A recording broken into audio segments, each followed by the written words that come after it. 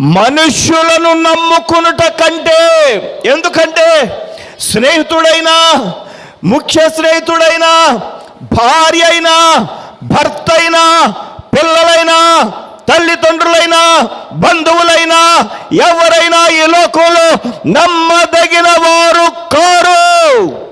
నమ్మదగిన వారు కారు. నమ్మదగిన వారు ఎవరో తెలుసా? మనము ఆరాధించుచున్న నా ప్రభు అయిన పునరుద్ధానుడైన యేసయ్య. హల్లెలూయా. ఆయన నమ్మదగిన దేవుడు. ఆయన సన్నిధిలో కూర్చున్నాం మనం. దేవునికి స్తోత్రం కలుగును గాక. ఒక గొప్ప ధైర్యం. మనుష్యుల్ని నమ్ముకోవద్దు. నీ కౌగిటి ఉన్నదాన్ని నమ్మొద్దు. నీ భర్తని నమ్మొద్దు. నీ యొక్క పిల్లల్ని నమ్మొద్దు. నీ యొక్క తల్లిదండ్రుల్ని నమ్మొద్దు. నీ